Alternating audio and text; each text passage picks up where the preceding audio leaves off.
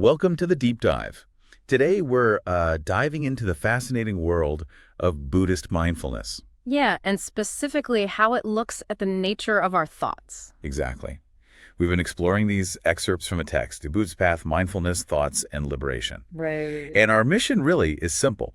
Pull out the key insights that can help you, our listener, understand these powerful ideas. Without getting totally bogged down in, heavy philosophy. Hopefully apply them too. Maybe some surprising facts, a few aha moments along the way. We hope so. We're looking at what mindfulness really is, according to this text. How Buddhism understands all that inner chatter. And this idea of liberation, finding freedom within it all. Ultimately, yeah, exploring how we can become, as the Buddha apparently put it, a master of the pathways of thought. That phrase is key, mastering our thoughts.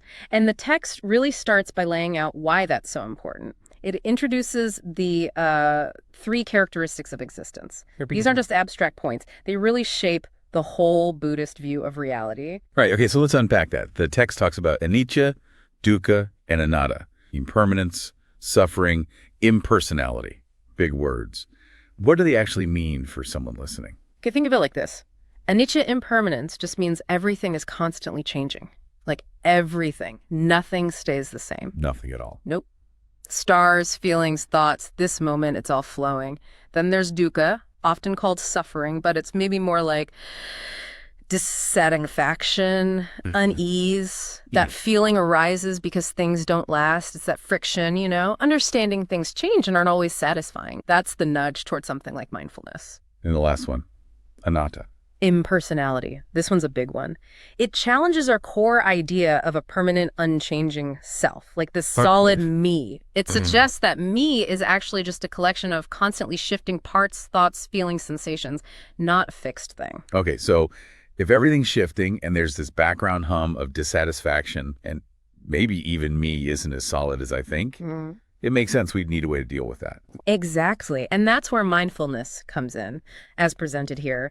The text calls it bare attention. Bare attention. Yeah, a very deliberate, detached way of just observing what's happening inside and out right now, without judging, without interpreting. So it's active. You have to train for it. Oh, yeah, definitely. It's active training to keep the mind present, open, quiet, and alert. What really jumped out at me, though, was the idea that it's almost more about not doing things. Yeah.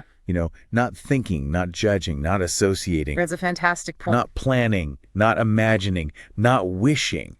That feels so counter to how my mind usually operates. It really does, doesn't it? Our minds are usually like these busy marketplaces, right? Always chattering, adding opinions, interpreting everything. Totally. Mindfulness, in this sense, is like stepping out of that marketplace, just watching what's actually there without adding all the extra mental stuff. And the text mentions two ways, or maybe phases, of using this attention. Right. Serenity and insight. Yeah. What's the difference there? Okay, so mindfulness for serenity is mostly about training focus. Keeping your attention on one thing, like your breath. Okay. To calm the mind, stop it wandering everywhere. It builds that stillness. Got it. Mindfulness for insight, though, that's more about observing everything that comes up, thoughts, feelings, sights, sounds, but really precisely. The goal there is to understand their basic nature. Like that impermanence thing we talked about. Exactly like that. Seeing it directly in your own experience. Okay, so here's where it gets, I think, really interesting. The text describes the Buddhist view of reality as this constant flow of namarupa, mind and form, always popping up and disappearing. Yeah, namarupa. It sounds like reality is just these tiny fleeting blips of experience. Can you break down namarupa a bit more? It's not exactly everyday language. No, it's not. But think of it simply. Reality as we experience it is always this mix of our inner world, thoughts, feelings, consciousness, that's the nama or mind part, and the outer world we sense sights, sounds, the body, that's rupa or form matter. Ah, okay. Mind and matter. Right. They're always arising together, this inseparable pair, constantly changing. And the key thing the text says is that the meditator just notes these blips. A sound arises, a feeling arises, a thought arises, without getting sucked into analyzing or labeling them too much. Just noticing. Just noticing and gently bringing attention back when it wanders. That repetition weakens the habit of getting lost in thought. And the benefit of this, Yeah. this just seeing or just hearing, the text says it's profound. Like it stops negative emotions from even starting. That's the idea, yeah. When your awareness stays with the direct, raw experience of the moment, that basic confusion about reality, what Buddhism calls delusion, doesn't really get a foothold. Because you're not misinterpreting it. Exactly. And if delusion isn't there, then the things that often follow, like intense craving or aversion, desire or hatred, they don't arise either. Even a single moment of just purely seeing or hearing, the text suggests, can be powerful. But it also makes a point that concepts, the labels we use, aren't bad in themselves. Right. We need them. Like knowing a chair is a chair. Absolutely crucial. Concepts are essential for navigating daily life. The problem isn't the concept itself. So where's the issue then? The issue comes when we mistake the concept for the absolute reality. When we see the label tree or person or me and think it represents something fixed, solid, independent, unchanging. Instead of seeing it as a useful mental shortcut. Precisely. We forget it's a construct. The text uses that infant example, seeing a bright color. The baby is just drawn to the raw perception, wants to grab it, keep it. Because it doesn't get impermanence yet, or that it can't really own a color. Exactly. There's no concept of mine or temporary yet, just the raw wanting based on the perception. It's a misunderstanding born from not seeing the impermanent, impersonal nature of the experience. So the practice, the just seeing, helps us see the colors of our experience and everything else more clearly, in light of their impermanence, their lack of a fixed self. Yes, and seeing that helps lessen the clinging, the attachment, the desire to hold on to things that are inherently fleeting. Which reduces that dukkha, that suffering or dissatisfaction. That's the connection. And then the text gets really practical, giving advice for bringing this into everyday life. It really hammers home being present. Everything that is happening right now is the most important. I like that. And it suggests focusing on whatever is strongest in your awareness right now. A feeling, a sound, a thought. Yeah, notice what's most prominent. Observe it without fighting it. Maybe it's a pain, maybe a loud noise. Just attend to it. And as you observe, it might fade. And then you move to the next strongest thing. It often does, yeah. Or something else becomes more prominent. It's like gently guiding your attention through your present experience moment by moment. And the key is that constant, gentle redirecting back to now. Absolutely. The text really pushes for cultivating this awareness throughout the day, not just when you're sitting formally meditating. Just being here and now. Yeah. Not lost in the past, not worrying about the future. Right. It even uses this lovely image comparing meditation to coming home after a long work day. That sense of release, relaxation. That's nice. I also found the bit about keeping your eyes open during meditation interesting. Yeah. The idea being it helps you stay awake, connected to the present environment, maybe avoid getting lost in that endless stream of uncontrolled thoughts that can happen when you close your eyes. That makes sense. Staying grounded in the here and now. And it mentions that attention to breath often just arises naturally in that state of open awareness. You don't always have to force it. Seems not.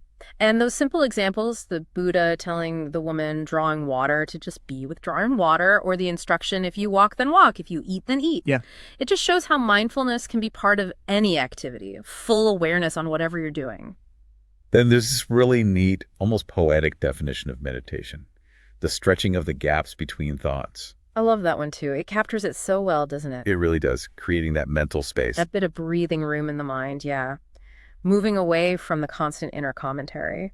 And the text then talks about the more active mental work that can happen in meditation. Like deliberately trying to understand no self, using reasoning and reflection. Exactly. Actively challenging that ingrained belief in a permanent, unchanging me. Using arguments, looking inward, questioning it. And the text says understanding this leads to a calmer mind, maybe even a quieting of thoughts altogether. Potentially, yes. It describes a state of perfect rest, even a kind of ecstasy or joy that arises simply from the mind being clear and calm, free from that delusion of self. It's a significant shift. Wow, yeah. That sounds pretty profound. It is. And alongside that deeper inquiry, the text also suggests these simple, tranquil practices. Oh, right. Things like walking at dawn, looking at dewdrops. Gazing at the sky, listening to a stream or waterfall, feeling the sea breeze, admiring moonlight. Just ways to connect with nature and quiet the mind. Exactly. Ways to gently steer the mind towards peace and away from the usual hustle and bustle. Okay, let's shift gears slightly. The text brings up the brain, the frontal and parietal cortex. How does that connect? Right, it touches on that. The idea presented is that our thinking mind, maybe associated more with the parietal cortex. The logical part. Kind of, yeah. That part can sometimes get caught in distracting thoughts, worries, plans. And these thoughts can then trigger the emotional centers, perhaps more in the frontal cortex. Leading to impulses or reactions. Potentially, yes. Oh. Leading to actions driven by emotion rather than clear awareness. So the goal, tied back to mindfulness, is constant awareness and sort of control over those impulses. To reduce actions that cause suffering. Exactly. And then it brings in that neuroscience bit about child development. Oh yeah, the brain becoming a mold of the external world after age 3. Right.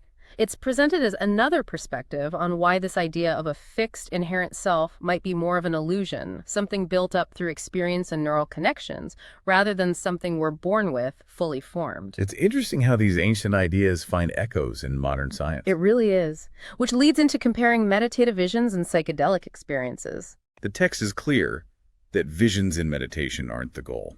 Right, not at all. They're seen more as byproducts. When the mind gets very calm, maybe normally less active neural pathways become noticeable, the brain becomes more sensitive. Okay. But it contrasts this sharply with psychedelic states, which it describes as activating all sorts of connections, leading to what it calls a screaming mind.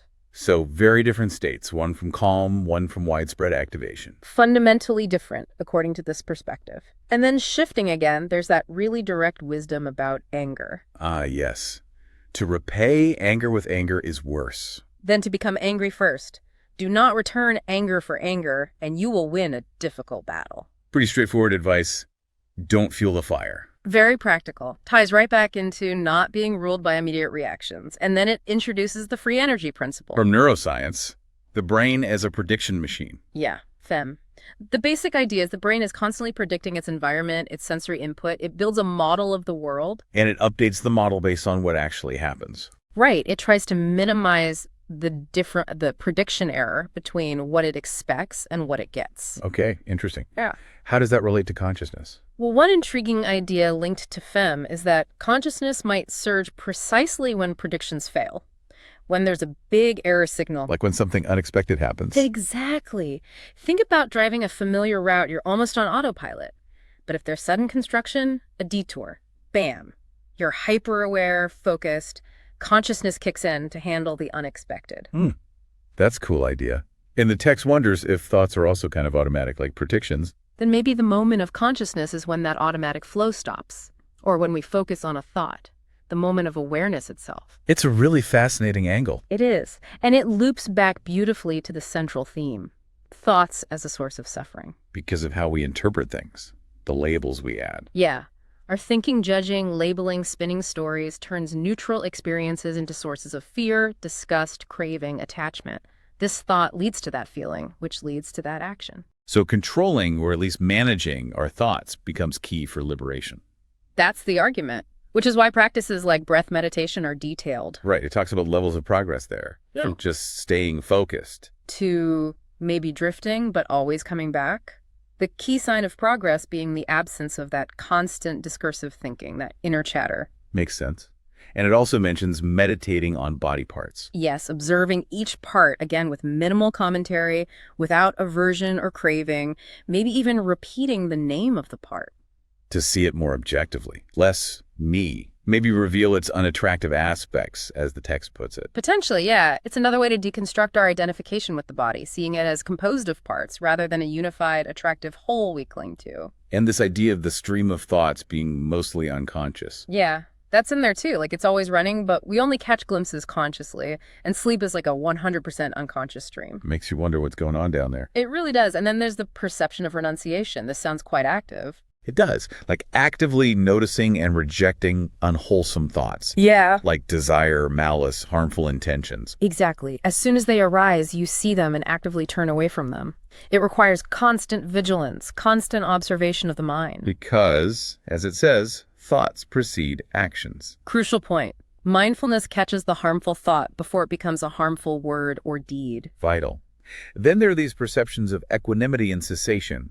What are those about? They seem similar. Practices where you intentionally reflect on positive states, calmness, letting go of actions and possessions, the fading of desire, equanimity itself, even nirvana. Often done in solitude. Often suggested, yeah. Yeah. It's like deliberately cultivating the mental landscape you want by focusing on these peaceful, liberated qualities. Cessation focuses specifically on the ending of suffering and its causes. Okay. And finally, it really dives deep into mindfulness of breathing, a detailed breakdown. Very detailed, starting with just sitting, establishing mindfulness. Then noticing long breaths, short breaths. Feeling the whole body with the breath, calming the body with the breath. Experiencing joy and happiness with the breath. Feeling and calming mental activity, experiencing the mind itself. Filling the mind with joy, concentrating the mind, freeing the mind. And then using the breath as a focus to contemplate impermanence, fading away, cessation, letting go. Wow, it's like a whole path just within the breath practice itself. It really is presented that way, a complete framework. So, okay, wrapping up this deep dive. Wow, we've covered a lot. From those fundamental ideas, the three characteristics, impermanence, suffering, no self, Yeah, the foundational view. to exploring mindfulness as this core practice of bare attention, present moment awareness without judgment, realizing it's as much about undoing mental habits as doing something new, Undoing the clutter, yeah. and really digging into how our thoughts, our interpretations can be the root of so much suffering if we're not aware. And the potential liberation that comes from seeing that clearly. Plus all the different practices, breath meditation being key, but also body scans reflecting on qualities like equanimity. It all seems to point back to this possibility of becoming a master of your thoughts. That really seems to be the central thread, doesn't it? Understanding and working skillfully with our own minds, our own moment-to-moment experience as the path to freedom. So for you, our listener, maybe the question to ponder as you go about your day is, how might just a little bit more awareness of this present moment, the thoughts flowing through your mind, how might that subtly, or maybe not so subtly, shift your experience of life? A great question to leave with. Perhaps some of this sparked curiosity, maybe even an interest in trying some of these techniques yourself. We hope so. Thanks for joining us on The Deep Dive.